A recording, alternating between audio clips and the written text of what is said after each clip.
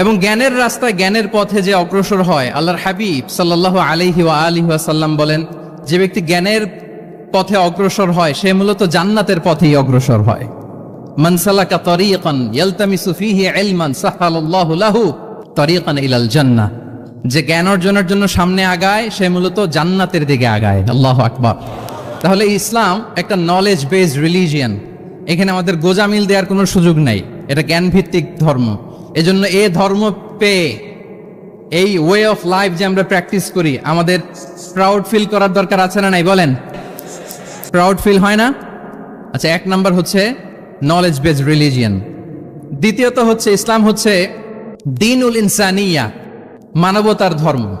মানবতাকে ইসলাম অনেক গুরুত্ব দেয়। মানুষের সম্মান মর্যাদা সবচাইতে বেশি। ইসলাম মানুষকে বলে আশরাফুল মাখলুকাত।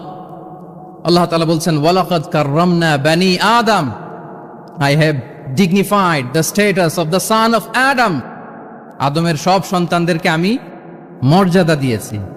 তিনি বলেননি যে আমি মুমিনদেরকে শুধু মর্যাদা দিয়েছি, শুধু মুসলিমদের মর্যাদা দিয়েছি, কেবলমাত্র মুসল্লিদেরকে মর্যাদা দিয়েছি, এমন তিনি বলেননি। ওয়ালাকাদ কাররামনা বানি আদম, গোটা বনি আদমকে, মুসলিম অমুসলিম নির্বিশেষে সব বনি আদমকে আমি সম্মানিত করেছি। আল্লাহু আকবার। এভাবে ইসলাম মানবতার কথা বলে এবং মানুষের জন্য যে কাজ করে ইসলাম তাকে শ্রেষ্ঠ মানুষ বলেছে। খায়রুন নাস আনফাউহুম লিন-নাস, মানুষের মধ্যে শ্রেষ্ঠ সে মানুষ যে অন্যের কাজে লাগে, যে মানবতার উপকারে আসে, সে শ্রেষ্ঠ মানুষ। এভাবে ইসলাম মানবতার জয় গান গেয়েছে।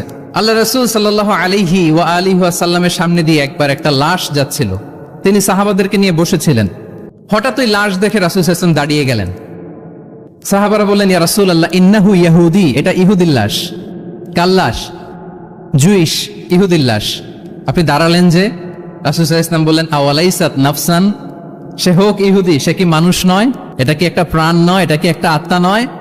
আমি তো ইহুদি, খ্রিস্টান, আস্তিক, নাস্তিক সেটা দেখিনি, আমি মানুষ, এ কারণে সম্মান দিয়ে দাঁড়িয়ে গিয়েছি। আল্লাহু আকবার।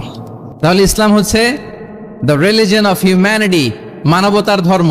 যারা আমাদেরকে মানবাধিকার শিখায়, যারা মানবতার কথা বলতে যায় আমাদের কাছে এসে, তাদের খুব ভালো করে এগুলো জেনে নেওয়া উচিত যে ১৫০০ বছর আগে ইসলাম যেভাবে মানবতাকে উচ্চে তুলে ধরেছে, মানুষের মর্যাদাকে সবচেয়ে উপরে তুলে ধরেছে, মানুষকে আশরাফুল মাখলুকাত বলেছে, নতুন করে মানবতা তাদের কাছ থেকে আমাদের শেখা লাগবে না। তাহলে এক নাম্বার হচ্ছে ইসলাম জ্ঞান ভিত্তিক ধর্ম। ২ নম্বরে বললাম ইসলাম হচ্ছে মানবতার ধর্ম। ৩ নম্বর হচ্ছে ইসলামে আল্লাহ তাআলা যে সমস্ত বিধিবিধান আমাদেরকে দিয়েছেন, ইসলামের যে রুলিংস গুলো আছে এগুলো খুব ফ্লেক্সিবল, এগুলো অত্যন্ত লাইফ ওরিয়েন্টেড। ইসলামের বিধানগুলো সোসাইটি ওরিয়েন্টেড। মোটেও আপনার কাছে এটাকে অসম্ভব মনে হবে না, মানতে যে কঠিন লাগবে না, বুঝতে সহজ, মানতে সহজ, এরকম চমৎকার বিধিবিধান আল্লাহ তাআলা ইসলামের ভেতরে দিয়েছেন। তার মানে মানুষের সুবিধা অসুবিধাকে ইসলাম আমলে নেয়। আমাদের সাধ্যের বাইরে কোনো বিধান আল্লাহ তাআলা ইসলামে চাপিয়ে দেননি। লা ইউকাল্লিফুল্লাহু নাফসান ইল্লা উসআহা, সাধ্যের বাইরে আল্লাহ তাআলা কোনো বিধান আমাদের উপর চাপিয়ে দেন নাই। কোনো কিছু যদি আমাদের আউট অফ ক্যাপাসিটি হয়, এরকম কোনো বিধান আল্লাহ আমাদেরকে দেন নাই।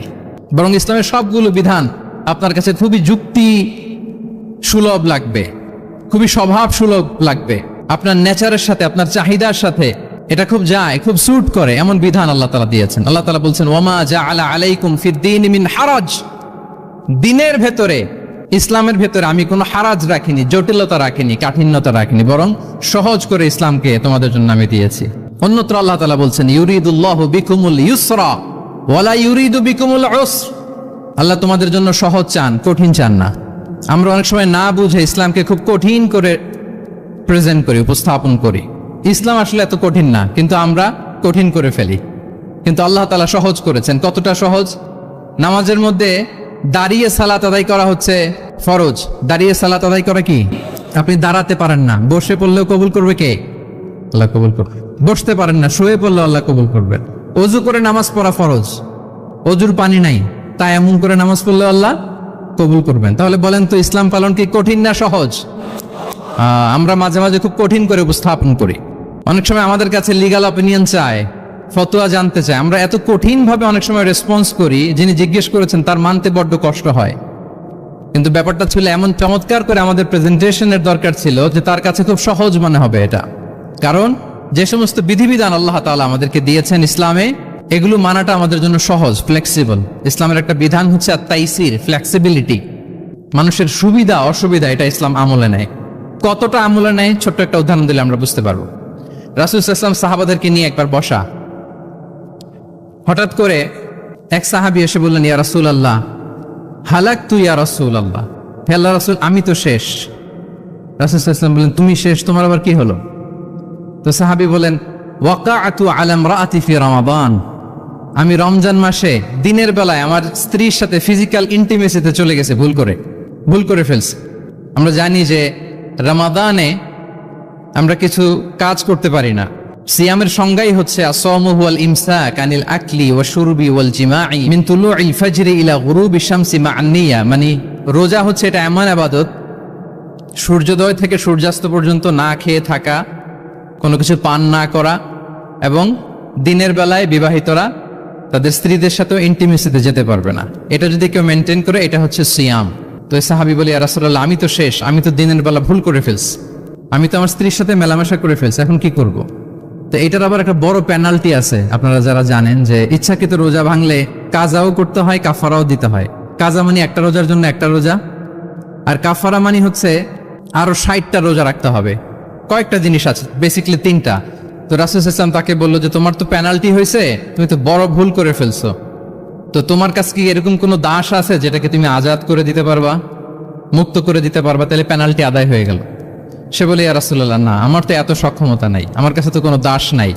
আচ্ছা দাস নাই, তো রাসূল সাল্লাল্লাহু আলাইহি ওয়াসাল্লাম বললেন তাইলে তুমি টানা 2 মাস রোজা রাখতে হবে, তাইলেও পেনাল্টি হয়ে যাবে, আদায় হয়ে যাবে, পারবা? সে বলে, ইয়া রাসূলুল্লাহ 2 মাস রোজা রাখা তো এটা কঠিন হয়ে যায়, ইটস নট এ জোক, টানা 60 দিন কি করে রোজা রাখ? তো রাসূল সাল্লাল্লাহু আলাইহি ওয়াসাল্লাম বললেন এটাও পারবে না, তাহলে 60 জন মিসকিনকে খাবার খাইয়ে দিতে হবে এজ এ পেনাল্টি। এটা বড় অন্যায় করে ফেলছো, 60 জন মিসকিনকে খাবার খাওয়াবে, এটা পারবা? সে বলে, ইয়া রাসূলুল্লাহ এটাও পারবো না। তাহলে কয়টা অপশন দিয়েছিলেন রাসূল সাল্লাল্লাহু আলাইহি ওয়াসাল্লাম? আওয়াজ করে বলেন তো কয়টা? একটাও উনি পারবে না। দাসও আজাদ করতে পারবে না, 2 মাস রোজাও রাখতে পারবে না, 60 জনকে খাওয়াতেও পারবে না। তো রাসূল সাল্লাল্লাহু আলাইহি ওয়াসাল্লাম বলেন কিছুই যখন পারবে না, কি আর করা, যাও একটু অপেক্ষা করো, দেখি কি করা যায় তোমাকে নিয়ে। তো রাসূল সাল্লাল্লাহু আলাইহি ওয়াসাল্লাম অন্যান্যদের প্রশ্নের উত্তর দিচ্ছিলেন, সময় যাচ্ছে, হঠাৎ করে রাসূল সাল্লাল্লাহু আলাইহি ওয়াসাল্লামের দরবারে এক ঝুড়ি সাদাকার খেজুর আসলো, এক ঝুড়ি। তো সাদাকার এক ঝুড়ি খেজুর দেখে রাসূল সাল্লাল্লাহু আলাইহি ওয়াসাল্লাম বললেন ওই ব্যক্তিকে ডাকো যার কিছু নাই, কিছুই করতে পারবে না। ডেকে আনা হলো।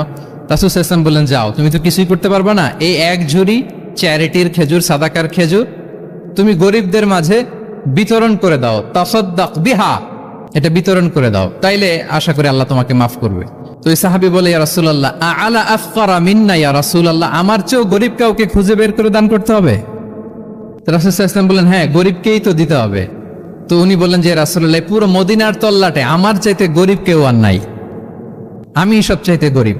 ফাদাহিকা রাসূলুল্লাহ হাত্তা বাদাত আনিয়াবু, একথা শুনে রাসূল সাল্লাল্লাহু আলাইহি ওয়াসাল্লাম হেসে দিলেন, এত হেসে দিলেন যে রাসূল সাল্লাল্লাহু আলাইহি ওয়াসাল্লাম এই পাশের চোয়ালের দাঁত দেখা গেল। এত বেশি হাসেন না উনি, নিজেকে ধরে রাখতে পারলেন না, হাসি আটকে রাখতে পারলেন না। ফাদাহিকা রাসূলুল্লাহ, হেসে দিলেন, হাত্তা বাদাত আনিয়াবু, ওনার দাঁতের এ পাশ ও পাশ দেখা গেল। তো রাসূল সাল্লাল্লাহু আলাইহি ওয়াসাল্লাম বললেন যাও, দাস মুক্তি করতে পারবে না, 2 মাস রোজাও রাখতে পারবে না, তারপরে 60 জনকে খাবারও খাওয়াতে পারবো না, এখন দিলাম চ্যারিটির এক ঝুড়ি খেজুর, এটা গরিবদের মধ্যে দান করে দাও। তুমি বলো যে তোমার চেয়ে গরিব আর কেউ নাই, তো কি করা, যাও তুমি তোমার ফ্যামিলি নিয়ে এটা খাও, তোমার ফ্যামিলির মেম্বার্স যারা আছে এদেরকে নিয়ে এটা কি করো, খাও। দেখেন আমাদের সুবিধা অসুবিধাকে ইসলাম কতটা বিবেচনায় নেয়। আসছিল পেনাল্টি দিতে, কথা বুঝতেছেন আমার? ওই সাহাবী রাসূল সাল্লাল্লাহু আলাইহি ওয়াসাল্লামের কাছে আসছিল কি দিতে, পেনাল্টি, এখন নিয়ে গেল কি, এক ঝুড়ি। আল্লাহু আকবার পড়বেন না? দিস ইজ আওয়ার ইসলাম, যেটা নিয়ে আমাদের প্রাউড ফিল করা উচিত। কি বলেন? আমাদের যে ধর্ম জ্ঞানের কথা বলে, আমাদের যে ধর্ম মানবতার কথা বলে, আমাদের যে ধর্ম এমন বিধান দেয় যেটা মানতে পালন করতে আমাদের কষ্ট হয় না, বরং আমাদের সুবিধা অসুবিধা বিবেচনায় নেয়, সে ধর্ম নিয়ে, সে ইসলাম নিয়ে আমাদের প্রাউড ফিল করা উচিত কিনা বলেন? শুনি নাই আমি, ইয়েস অর নো? আচ্ছা, গেল ফ্লেক্সিবিলিটি। আচ্ছা, অন্যের অধিকারের ব্যাপারে সচেষ্ট থাকতে বলে ইসলাম। সুবহানাল্লাহ। আল মুসলিমু মান সালিম আল মুসলিমুনা মিন বিলিসানিহি ওয়া ইয়াদিহি, মুসলিম তো সে যার হাত থেকে, যার হাতের অনিষ্ট, মুখের অনিষ্ট থেকে তার আশেপাশের ভাইয়েরা নিরাপদে থাকে, সে হচ্ছে মুসলিম। তার মানে আপনার হাত দিয়ে, আপনার কথা দিয়ে, আপনার কাজ দিয়ে আপনি আশেপাশের কাউকে যদি কষ্ট দেন, আপনি মুসলিম হতে পারবেন? আপনি আশেপাশের কাউকে কষ্ট দিতে পারবেন না। আপনার নেইবরকে যদি আপনি কষ্ট দেন, আপনি মুসলিম হতে পারবেন না। আপনি অন্যের প্রাইভেসিতে যদি ইন্টারফেয়ার করেন, কারো প্রাইভেসি যদি ভায়োলেট করেন, আপনি ভালো মুসলিম হতে পারবেন?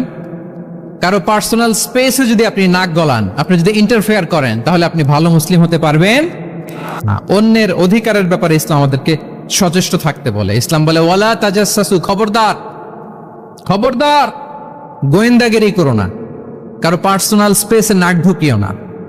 যেটা তোমার ইস্যু না, যেটা তোমার বিজনেস না, ওখানে তুমি কবু যাবে না। কিন্তু আমরা এগুলো ভায়োলেট করি, দেদারসে, কি বলেন, করি না? অন্যের কোনো বিষয়ে আমাদের আগ্রহ থাকে বেশি, এরকম এরকম থাকে না? এনএসইউতে আলহামদুলিল্লাহ এরকম কেউ নাই, আছে এরকম? কার পার্সোনাল বিষয়ে আমাদের কোনো ইন্টারেস্ট আছে? আছে না নাই? হাফ হাফ হয়ে গেছে, দেখছেন? আচ্ছা, অন্যের পার্সোনাল বিষয় জানতে খুব মন চায় কার কার, দেখি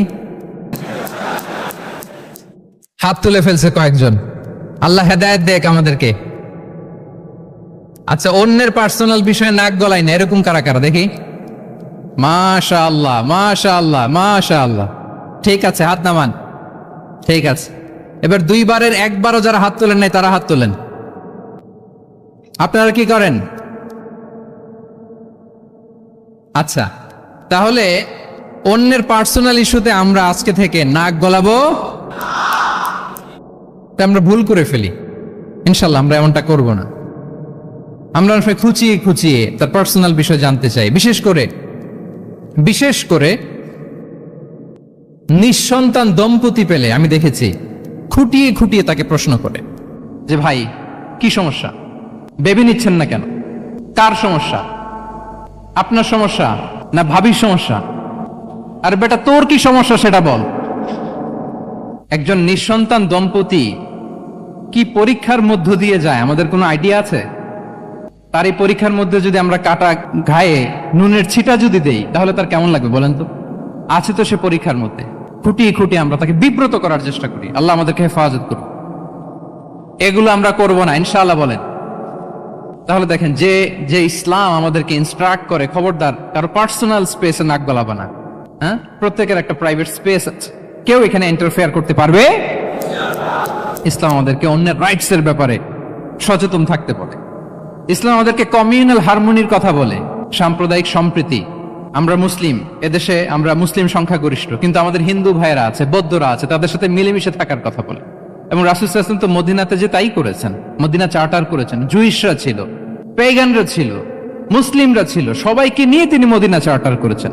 পরবর্তীতে তারা বিট্রে করার কারণে, ট্রেচারের কারণে এই মদিনা চার্টার ভঙ্গ হয়েছে, কিন্তু রাসূল সাল্লাল্লাহু আলাইহি ওয়াসাল্লামের পক্ষ থেকে কোনো না ছিল না। তাহলে এই যে পরমত সহিষ্ণুতা, রিলিজিয়াস কোএক্সিস্টেন্স, ধর্মীয় সহাবস্থান, এটার কথা ইসলাম আমাদেরকে বলে। এবং কতটা জোরালো ভাবে বলে আপনি অবাক হবেন। মাইনরিটি রাইটস কে ইসলাম এমন ভাবে প্রিজার্ভ করেছে।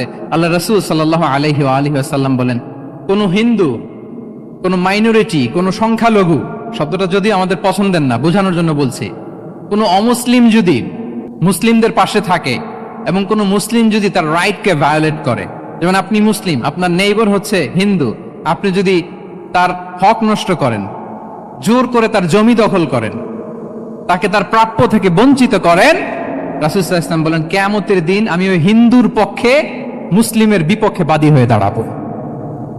আল্লাহু আকবার। রাসূল সাল্লাল্লাহু আলাইহি ওয়াসাল্লাম ওই হিন্দুর পক্ষে, আমি রাসূল সাল্লাল্লাহু আলাইহি ওয়াসাল্লামের উম্মত, আমার বিপক্ষে দাঁড়াবেন। আল্লাহু আকবার। What a marvellous statement. আল্লাহু আকবার। সংখ্যালঘুদের উপর যদি কেউ কোন মুসলিম অত্যাচার করে, রাসূল সাল্লাল্লাহু আলাইহি ওয়াসাল্লাম বলেন তুমি আমার উম্মত হতে পারো, কিন্তু তোমার পক্ষে না, আমি ওই মাজলুমের পক্ষে কিয়ামতের দিন দাঁড়াবো। দিস ইজ ইসলাম। ইসলাম আমাদেরকে অন্য যে ফেইথ আছে, Islam teaches us to respect other faith. অন্যান্য যে ফেইথ গুলো আছে এগুলোর প্রতি শ্রদ্ধা দেখাতে বলে, সম্মান দেখাতে বলে। আল্লাহ তাআলা বলছেন ওয়ালা তাসুবুল্লাযীনা ইয়াদউনা মিন দুনিল্লাহি ফায়াসুবুল্লাহা আদওয়ান বিগাইরি ইলম। ওহে বিশ্বাসীরা, আল্লাহকে ছাড়া তারা যাদেরকে ডাকে, যাদের উপাসনা করে, ওই সমস্ত দেব দেবীকে তোমরা গালি দিও না। ফলে রাগান্বিত হয়ে অজ্ঞতাবশত তারা আল্লাহকে গালি দিবে। কথা বুঝতে পেরেছেন? ওরা নানা কিছুর উপাসনা করে, কিন্তু আমরা কি যেসব জিনিসের তারা উপাসনা করে তাদেরকে গালি দিতে পারবো বলেন? আল্লাহ স্পষ্ট করে বলেছেন, খবরদার তাদের দেবতাদের গালি দিও না, তাহলে ওরা আল্লাহকে গালি দিবে। তাহলে কেমন যেন আল্লাহকে গালি খাওয়ানোর কারণ হলাম কে? আমি। কেউ যদি অন্য ধর্মকে ছোট করে, সে মূলত ইসলামকে ছোট করে। আই রিপিট, আমি আবারও বলছি, যে অন্য ধর্মকে ছোট করে সে ইসলামকে ছোট করে। তাহলে অন্যান্য যে ফেইথ আছে এগুলোর ব্যাপারে আমাদেরকে শ্রদ্ধাশীল থাকতে বলেছে ইসলাম। সর্বশেষ ব্যালেন্সড অ্যাপ্রোচের কথা ইসলাম আমাদেরকে বলেছে, আমরা যেন ভারসাম্যপূর্ণ জীবন আচরণে বিশ্বাসী হই। আমাদের কথায়, আমাদের কাজে, আমাদের বিশ্বাসে, আমাদের আচরণে। দাওয়াতি কাজ করার ক্ষেত্রে, ইসলামকে বোঝার ক্ষেত্রে, ইসলামকে বোঝানোর ক্ষেত্রে আমাদেরকে ব্যালেন্সড অ্যাপ্রোচে বিশ্বাসী হতে হবে, ভারসাম্যপূর্ণ আচরণ করতে হবে, যেটাকে আরবিতে বলে আল ওয়াসাতিয়া। সম্মানিত সুধী মণ্ডলী, ওয়াকাযালিকা জাআলনাকুম উম্মাতাও ওয়াসাতা লিতাকুনু শুহাদাআ আলান নাস ওয়া ইয়াকুনা রাসূলু আলাইকুম শাহীদা। আমরা হচ্ছি মধ্যমপন্থী জাতি। ইসলাম আমাদেরকে বাড়াবাড়িও শেখায় না, ছাড়াছাড়িও শেখায় না, বরং মাঝামাঝি থাকতে বলে। আলহামদুলিল্লাহ বলেন। আমরা শিথিলপন্থীও নই, আমরা কট্টরপন্থীও নই, বরং আমরা মধ্যমপন্থী। আমরা কোন পন্থী বলেন তো? আওয়াজ করে, আমরা কোন পন্থী? আমরা মধ্যমপন্থী। তাহলে ইসলাম বোঝার ক্ষেত্রে, বোঝানোর ক্ষেত্রে, ইসলাম পালন করার ক্ষেত্রে, অনুশীলন করার ক্ষেত্রে আমাদেরকে মধ্যম পন্থা অবলম্বন করতে হবে। বাড়াবাড়িও করা যাবে না, ছাড়াছাড়িও করা যাবে। আমরা শিথিলপন্থীও নই, কট্টরপন্থীও নই, আমরা হচ্ছি মধ্যমপন্থী। তাহলে এরকম অনেকগুলো ফিচার দিয়ে আল্লাহ তাআলা ইসলামকে বৈশিষ্ট্যমণ্ডিত করেছেন। আমি কেবলমাত্র 7টি উল্লেখ করেছি। আচ্ছা, আপনাদের কাছে কি মনে হয়, এই যে ফিচারগুলো দিয়ে আল্লাহ তাআলা ইসলামকে বৈশিষ্ট্যমণ্ডিত করেছেন, ওই ইসলাম পেয়ে, এই মুসলিম আইডেন্টিটি নিয়ে আমাদের প্রাউড ফিল করা উচিত নাকি উচিত না বলেন? Of course, absolutely we should feel proud of our Muslim identity. যে ইসলাম আল্লাহ তাআলা আমাদেরকে দিয়েছেন, এই মুসলিম আইডেন্টিটি নিয়ে আমাদেরকে অবশ্যই গর্ব করা উচিত। এখন আমি বলবো, what should we do to protect our Muslim identity? এই যে আমরা ইসলাম পেলাম, আপনারা বলেছেন যে আমরা ব্লেসড উইথ ইসলাম, ইসলাম পেয়ে আমরা ধন্য। আমাদের এই মুসলিম পরিচয়, এটাকে আমরা রক্ষা করব কিভাবে? এখানে বেশিরভাগ তরুণ যুবক, মাশাআল্লাহ, আপনাদের উদ্দেশ্যে সামান্য কয়েকটি পয়েন্টস বলেই যে আমাদের মুসলিম আইডেন্টিটিকে আমরা কিভাবে প্রোটেক্ট করব, কয়েকটা পয়েন্ট বলেই আমি আমার আলোচনা শেষ করবো ইনশাআল্লাহ বিইذনিল্লাহ। মৌলিকভাবে যদি বলতে হয়, আমাদের এই মুসলিম আইডেন্টিটি যদি আমাদেরকে প্রিজার্ভ করতে হয়, প্রোটেক্ট করতে হয়, সর্বপ্রথম যেটা আমাদেরকে করতে হবে সেটা হচ্ছে অন টাইমে আমাদেরকে সালাত আদায় করতে হবে। Times prayer on time. Push yourself to go to মস্ক for offering সালাত। নিজেকে পুশ করতে হবে। প্রথম হিসেব নিবেন। এনএসইউর যুবক ভাইয়েরা আমার দিকে তাকান। প্রথম আল্লাহ তাআলা হিসেব নিবেন কিয়ামতের ময়দানে এই সালাতের। আউয়ালু মা ইউহাসাবু বিহিল আবদু ইয়াউমাল কিয়ামাতি আস-সালাহ। সর্বপ্রথম আল্লাহ তাআলা সালাতের হিসাব নেবেন। এই সালাতের হিসাব যদি আমরা সুন্দর করে দিতে পারি, সব সুন্দর হয়ে যাবে। এবং ঈমান আর কুফরের মাঝে পার্থক্য হচ্ছে এই সালাহ। আওয়াজ করে বলুন, ঈমান আর কুফরের মাঝে পার্থক্য কি? এটাতে কোনো ছাড় নাই, compulsory. Push yourself to offer Salah on time. এটাই আমাদের আইডেন্টিটি। মুসলিম আইডেন্টিটির প্রথম কথা হচ্ছে সালাত। যার সালাত নাই তার ঈমান নাই। আওয়াজ করে বলেন, যার সালাত নাই তার কি নাই? আমাদের অনেক তরুণরা মুসলিম উম্মার মুক্তি কিভাবে হবে এটা নিয়ে খুব পেরেশান, কিন্তু সালাতের ব্যাপারে উদাসীন। এরকম আছে না নাই? এটা হইল? এটা যায়? যে ব্যক্তি মুসলিম উম্মার মুক্তি নিয়ে টেনসড, সে সালাতে উদাসীন, এটা মেনে নেওয়া যায় না। তাহলে মুসলিম আইডেন্টিটি প্রোটেক্ট করতে হলে সর্বপ্রথম আমাদেরকে সালাতে যত্নবান হতে হবে, 1 নাম্বার। 2 নাম্বার হচ্ছে আল কোরআন আল কারীমের সাথে আমাদের অ্যাটাচমেন্টটাকে মজবুত করতে হবে। 1 নাম্বার হচ্ছে সালাত, মুসলিম আইডেন্টিটির। 2 নাম্বার হচ্ছে কোরআন। আওয়াজ করে বলেন, 2 নাম্বার কি? কোরআনের সাথে আমাদের অ্যাটাচমেন্ট বাড়াইতে হবে। অনেকের কোরআনের ইন ডেপথ নলেজ অনেক ভালো, কোরআনের রিফ্লেকশন গুলো খুব ভালো জানে, কিন্তু কোরআন তেলাওয়াতের বেহাল দশা। এরকম আছে না? আবার আমাদের অনেক ভাইদের কোরআন তেলাওয়াত মাশাআল্লাহ খুব বিশুদ্ধ, কিন্তু তার আবার কোরআনের রিফ্লেকশন গুলো জানা নেই। দুইটাই আমাদের জন্য crisis. Recitation and reflection both are needed, দুইটাই লাগবে। দুইটাই লাগবে। যে প্রজন্ম কোরআন জানে না তারা কখনো সফল হতে পারে না। আই রিপিট, আমি আবারও বলছি, যে প্রজন্ম কোরআন জানে না তারা কখনো সফল হতে পারে। তাহলে আমাদের মুসলিম আইডেন্টিটিকে যদি প্রিজার্ভ করতে হয়, প্রোটেক্ট করতে হয়, প্রথমে আমাদেরকে সালাতের ব্যাপারে সোচ্চার হইতে হবে, সচেতন হইতে হবে। 2 নম্বরে কোরআনের সাথে আমাদেরকে অ্যাটাচমেন্ট বাড়াইতে হবে। কোরআন যেমনি বিশুদ্ধভাবে আমার আবৃত্তি করতে, তেলাওয়াত করতে জানতে হবে, আবার কোরআনের রিফ্লেকশনগুলো, কোরআনের শিক্ষাগুলো আমাদেরকে জানতে হবে। দুটো গেল। 3 নম্বর হচ্ছে হালাল হারাম কনসার্ন। হালাল যদি আপনি মেনটেন না করেন, আপনার কোনো মুসলিম আইডেন্টিটি নাই। আল্লাহ বলছেন কুলু মিম্মা ফিল আরদি হালালান তাইয়্যিবা, এই জমিনে যেগুলোকে আমি হালাল করেছি এগুলো তোমরা কনজিউম করো। সম্মানিত শুধু খেয়াল রাখবেন, হালালের ভেতরেই বরকত আছে। হালালে কি আছে? হারামে কোনো বরকত নেই। হারামে আছে সাময়িক উত্তেজনা আর উন্মাদনা, কিন্তু হালাল এর ভেতরে আল্লাহ তাআলা বারাকা ঢুকিয়ে দিয়েছেন। তাহলে আমরা হালাল কনজিউম করব, কি বলেন? সব ক্ষেত্রে। হারাম খেয়ে, হারাম কনজিউম করে যে ব্যক্তি দোয়া করে, যারা হারাম খায় তাদের দোয়া আল্লাহ কবুল করে না। এবং হারাম খেয়ে বর্ধিষ্ণু দেহ আল্লাহর জান্নাতে প্রবেশ করবে না। লা ইয়াদখুলুল জান্নাতা জাসাদুন গুযিয়া বিল হারাম, হারাম খেয়ে যে দেহ নাদুস নুদুস হয়েছে ওই দেহ কখনো আল্লাহর জান্নাতে প্রবেশ করবে না। এজন্য খবরদার, আমাদের সবকিছু আমরা হালাল দিয়ে সাজাবো ইনশাআল্লাহ। বলেন সবাই। আমাদের অনেকে একটা ভুল করে, সেটা হচ্ছে অনেকে খাবারের ক্ষেত্রে খুব কনসার্ন, যেটা হালাল হইতে হবে, যেটা আমি কনজিউম করব এটার ব্যাপারে খুব কনসার্ন, কিন্তু অন্যান্য বিষয়ে তার আর কোনো খেয়াল নাই, ভ্রুক্ষেপ নাই। এরকম আছে না নাই বলেন? আমাদের সরকারি বিভিন্ন অফিসগুলোতে ঘুষ আছে না? ঘুষ আছে। দেখবেন সরকারি অনেক হিন্দু কর্মকর্তা গরুর গোশত খায় না। কেন খায় না? তার ধর্মে এটা নিষেধ, গরু খেতে চায় না। আচ্ছা, আবার সরকারি অফিসগুলোর অনেক মুসলিম কর্মকর্তা দেখবেন সরকারি কাজে থাইল্যান্ড গিয়েছে, চায়না গিয়েছে, খুঁজে খুঁজে হালাল রেস্টুরেন্ট খোঁজে, ওয়াইন খায় না, পর্ক খায় না। কারণ কেন খায় না? এটা ইসলামে নিষেধ। কিন্তু 2 অফিসারই, মুসলিম অফিসার, হিন্দু অফিসার, দুইজনই আবার ঘুষ খায়। হয় না এরকম? হিন্দু অফিসার গরুর গোশ খায় না, তার ধর্মে নিষেধ। মুসলিম অফিসার ওয়াইন খায় না, পর্ক খায় না, তার ধর্মে নিষেধ। তো ঘুষও তো 2 ধর্মের নিষেধ, কি বলেন? তাহলে যেটা খাবো, কনজিউম করবো, শুধু এটার ব্যাপারেই কি হালাল? না। ইউর ইনকাম শুড বি হালাল, ইউর ফ্যাশন শুড বি হালাল, ইউর এন্টারটেইনমেন্ট শুড বি হালাল, ইউর রিলেশনশিপ শুড বি হালাল। আপনার রিলেশনশিপও কি হইতে হবে? এই তো আসল জায়গায় চলে আসছি এখন। হালাল রিলেশনশিপ কোনটা? বিয়ে। এই পবিত্র বিয়ের মাধ্যমে আমরা এই হালাল রিলেশনশিপকে উপভোগ করতে পারবো। এর বাইরে আর কোন রিলেশনশিপে যাওয়া যাবে? হ্যাঁ। প্রি ম্যারিজ রিলেশনশিপ, এটা কি হালাল না হারাম? হ্যাঁ, ফতোয়া আপনারাই দিয়ে দিচ্ছেন। বলেন, বিবাহ বহির্ভূত যে কোনো রিলেশনশিপ হালাল নাকি হারাম? এক্সট্রা ম্যারিটাল যে কোনো রিলেশনশিপ বলেন হালাল নাকি হারাম? সাবধান হইতে হবে। তাহলে হালালের সাথে আমাদের সম্পর্কটাকে জোরদার করতে হবে। আচ্ছা, আপনারা আমার সাথে আছেন তো? মুসলিম আইডেন্টিটি রক্ষায় প্রথমে কি বলেছিলাম?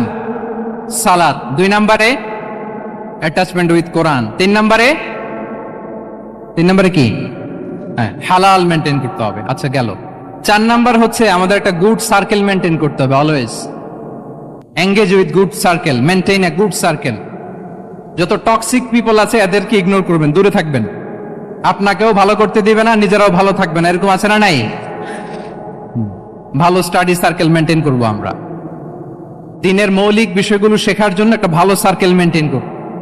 এমন সার্কেলে থাকবেন, এমন লোককে বন্ধু বানাবেন যাকে দেখলেই আল্লাহর কথা স্মরণ হয়, কি বলেন? এরকম একটা ভালো পরিবেশ খুঁজে নেন, একটা দ্বীনি সার্কেল খুঁজে নেন। Never stop learning Islamic knowledge. যারা এই যে নলেজ শেয়ারিং সেশন করে, ইসলামিক হালাকা করে, কোরআনিক স্টাডি সার্কেল করে, এই সার্কেলগুলোর সাথে আমরা থাকবো ইনশাআল্লাহ, কি বলেন? সবাই থাকবেন তো? তা না হলে মুসলিম আইডেন্টিটি আমরা প্রোটেক্ট করতে পারবো। আচ্ছা, 5 নম্বরে হচ্ছে এঙ্গেজ উইথ গুড ওয়ার্ক। কল্যাণমূলক কাজের সাথে নিজেকে আমরা জড়িয়ে রাখবো। এই যে টাইমটা আপনার লাইফের সবচেয়ে ক্রিম টাইম আপনি পার করছেন, বেশিরভাগ শ্রোতাই তো এখানে তরুণ এবং যুবক, এই সময় আপনি আর পাবেন না, কখনো পাবেন না। এই টাইমটাকে যেন আমরা কাজে লাগাই। এমন সময় আপনারা পার করছেন, আপনারা চাইলে বাতাসের গতিকে আপনারা পাল্টে দিতে পারেন, সাগরের স্রোতকে উল্টে দিতে পারেন, আপনারা চাইলে ইতিহাস গড়তে পারেন। এই যে 24-এর এই যে আপরাইজিং হলো, কারা করেছে এটা? হ্যাঁ, প্রবীণরা না নবীনরা? বলেন তো। এই যে আবু সাইদ বুক টান টান করে যে দাঁড়িয়েছে, সে কি বুড়া মানুষ ছিল না যুবক ছিল আপনাদের মতো? আল্লাহ রাসূল সাল্লাল্লাহু আলাইহি ওয়া আলিহি ওয়াসাল্লাম তিনি বলেন, ইগতানিম খামসান ক্বাবলা খামসিন, 5 জিনিস ফুরিয়ে যাওয়ার আগে 5 জিনিসকে গনিমত মনে করো, গুরুত্বপূর্ণ মনে করো। এর মধ্যে একটা হচ্ছে শাবাবাকা ক্বাবলা হারামিক, তোমার বার্ধক্য আসার আগে তোমার এই যৌবনকে, প্রৌঢ়ত্বের আগে এই যৌবনকে কাজে লাগাও। এবং কিয়ামতের দিন আল্লাহ তাআলা 7 শ্রেণীর ব্যক্তিকে তার সুশীতল আরশের নিচে ছায়া দিবেন, যেদিন আল্লাহর আরশের সুশীতল ঠান্ডা ছায়া ছাড়া আর কোনো ছায়ার ব্যবস্থা থাকবে না। ওই 7 শ্রেণীর ব্যক্তির মধ্যে এক ব্যক্তি হচ্ছে ওয়াশাবুন নাশাআ ফি ইবাদাতিল্লাহ, এমন যুবক যে আল্লাহর ইবাদতে তার যৌবনকে কাটিয়েছে। বলেন ওইরকম যুবক হতে আমরা চাই কি চাই না? তাহলে আমাদের এই যৌবনকে আমরা কাজে লাগাবো। 6 নম্বরে হচ্ছে কনসিস্টেন্সি, ধারাবাহিকতা, আরবিতে বলে আল মুদাওয়ামা। এই যে আজকে মাশায়েখরা এখানে কথা বলবেন, এত মোটিভেটেড হয়েছেন, কালকে থেকে মাশাআল্লাহ নামাজ, নফল রোজা, কোরআন তেলাওয়াত শুরু করছেন, কিন্তু 10 দিন পরে আবার শেষ, 1 সপ্তাহ পরে আবার আর নাই মোটিভেশন। এরকম হয় কি হয় না? আমরা কি শুধু 7 দিনের জন্য মোটিভেশন নেব আজকের কনফারেন্স থেকে, নাকি আজীবনের জন্য নেব? আজীবনের জন্য নেব। ধারাবাহিকভাবে রেগুলার আমরা কিছু নফল ইবাদত করব, রেগুলার আমরা আধা পৃষ্ঠা হলেও আল্লাহর কিতাব কোরআন তেলাওয়াত করব, প্রতিদিন 2টি আয়াত হলেও আমরা অর্থ পড়ব, একটি হলো আল্লাহ রাসূল সাল্লাল্লাহু আলাইহি ওয়াসাল্লামের হাদিস আমরা পড়ব। তাহলে ধারাবাহিক আমল আল্লাহর কাছে খুব প্রিয়। আহাব্বুল আ'মালি ইলাল্লাহি আদওয়ামুহা ওয়া ইন কাল্লা, রাসূল সাল্লাল্লাহু আলাইহি ওয়াসাল্লাম বলেন আল্লাহর কাছে সবচেয়ে প্রিয় আমল ওইটা যেটা আমার বান্দা নিয়মিত করে, ধারাবাহিকভাবে করে, যদিও পরিমাণে ওইটা অল্প, যদিও পরিমাণে সেটা কি অল্প। তাহলে এই মোটিভেশনকে আমরা কন্টিনিউ করব ইনশাআল্লাহ। বলেন সবাই। সব শেষে খুবই গুরুত্বপূর্ণ হাম্বলনেস, বিনয় থাকতে হবে আমাদের, ডাউন টু আর্থ হইতে হবে। আমাদের মুসলিম আইডেন্টিটির সাথে অ্যারোগেন্সের কোনো সম্পর্ক নাই। ওমা তাওয়াদা আহাদুন লিল্লাহি ইল্লা রাফাআহুল্লাহ, রাসূল সাল্লাল্লাহু আলাইহি ওয়াসাল্লাম বলেন যে আল্লাহর জন্য বিনয়ী হয়, নিচু হয়, আল্লাহ তাকে সম্মানিত করেন। বলেন আমরা সম্মানিত হতে চাই কি চাই না? রাসূল সাল্লাল্লাহু আলাইহি ওয়াসাল্লাম দোয়া করতেন, আল্লাহুম্মা জাআলনি সাবুরা ওয়া জাআলনি শাকুরা ওয়া জাআলনি ফি আইনি সাগীরা ওয়া ফি আ'য়ুনিন নাসি কাবীরা। হে আল্লাহ, আপনি আমাকে শুকরগুজার বান্দা বানান, হে আল্লাহ আপনি আমাকে ধৈর্যশীল বান্দা বানান, হে আল্লাহ আপনি আমাকে আমার নিজের চোখে আমাকে ছোট বানান, মানুষের চোখে আপনি আমাকে বড় বানান। রাসূল সাল্লাল্লাহু আলাইহি ওয়াসাল্লাম নিজ চোখে ছোট থাকতে চেয়েছেন, ফলে গোটা বিশ্বের চোখে রাসূল সাল্লাল্লাহু আলাইহি ওয়াসাল্লামকে বড় মহামানব বানিয়েছেন কে? এখন আপনি নিজের চোখেই যদি বলেন যে আমি অনেক বড়, তাহলে হবে না। এই হাম্বলনেসটা আমাদের থাকতে হবে। সম্মানিত ভাইয়েরা, আমাদের অনেক তরুণদেরকে আমি দেখি যে নতুন দিনে ফিরেছে, নতুন তার মধ্যে উপলব্ধি আসছে, রিয়েলাইজেশন আসছে যে আগে রং ট্র্যাকে ছিলাম, এখন রাইট ট্র্যাকে আসতে চাই, ইসলামকে অনুশীলন করতে চাই। আলহামদুলিল্লাহ, খুব ভালো। তো তার যখন রিয়েলাইজেশন আসছে, সে কিছু পড়াশোনা শুরু করে দেয়, কিছু পড়াশোনা করে, কিছু স্কলারসদের লেকচার শুনে। তো অনেক তরুণের মধ্যে এই সমস্যাটা একটা কমন ফেনোমেনা, যে একটু পড়াশোনা করে, একটু কিছু স্কলারসদের লেকচার শুনেই ও মনে করে যে আমি সব জেনে গেছি। কি মনে করে? আমি সব জেনে গেছি। এরপরে এখানেই ক্ষান্ত হয় না, এরপরে সে ভুল ধরতে আরম্ভ করে স্কলারসদের। সে বলে যে উনি এই ভুল করছে, উনি এই ভুল করছে, উনি ভ্রান্ত, উনি বাতিল। এরকম একটা কমন ফেনোমেনা আমাদের মধ্যে আছে না নাই? বলেন না, অ্যাবসলিউটলি রং। শিক্ষানবিশ যারা, তারা এটা করবে না। কিছুই শিখেননি আপনি, কিছুই জানেননি, এখনো অনেক দূর যেতে হবে আপনাকে। কোনো বিষয়ে কমেন্টস করতে গেলে, কোনো ইস্যু নিয়ে আপনাকে মন্তব্য করতে গেলে আপনাকে অগাধ পাণ্ডিত্য অর্জন করতে হবে, তারপরে আপনি সে বিষয়ে কথা বলতে পারবেন। তাহলে এই জাতীয় অ্যাটিটিউড যেন কখনো, এগুলো শয়তান করে, এই অ্যাটিটিউড যদি আমার মধ্যে ঢুকে, আপনি হয়তো ইসলাম থেকেও দূরে সরে যাবেন। আল্লাহ এই ধরনের অ্যাটিটিউড থেকে আমাদেরকে হেফাজত করুক, আমরা পড়ি আমিন। তাহলে সম্মানিত সুধী, being proud of our Muslim identity, এই টপিক নিয়ে আমি 2টা বিষয়ে কথা বলেছি, যে আমরা কিভাবে আমাদের এই মুসলিম আইডেন্টিটিকে প্রিজার্ভ করব, প্রোটেক্ট করব, আর কেন আমাদের এই মুসলিম আইডেন্টিটি নিয়ে গর্ববোধ করা উচিত। সম্মানিত সুধীমণ্ডলী, ইসলাম হচ্ছে আমাদের কোর আইডেন্টিটি, এবং ওমরে ফারুক রাদিয়াল্লাহু তাআলা আনহু বলেছেন, এখানে ইসলামই আমার সম্মান, ইসলামই আমার ইজ্জত। ইসলামের বাইরে যেয়ে যদি আমরা ইজ্জত খুঁজতে যাই, আমাদেরকে আল্লাহ তাআলা অপমানিত করবেন। তাহলে আমরা বোল্ডলি যেন এটা বলি যে আমি মুসলিম। আল্লাহ তাআলা বলছেন, ওমান আহসানু কাওলাম মিম্মান দাআ ইলাল্লাহি ওয়া আমিলা সালিহাও ওয়া ক্বালা ইন্নানি মিনাল মুসলিমিন। তার চেয়ে শ্রেষ্ঠ কথা আর কার হতে পারে যে মানুষকে আল্লাহর দিকে ডাকে, নিজে সৎকর্ম করে আর বলে ইন্নানি মিনাল মুসলিমিন, নিশ্চয় আমি মুসলমান, নিশ্চয় আমি কি, বোল্ডলি প্রাউড ফিল করে আমরা বলতে পারবো না যে আমি মুসলিম? পারবো? হ্যাঁ, নাকি সংশয় কাজ করে? করে?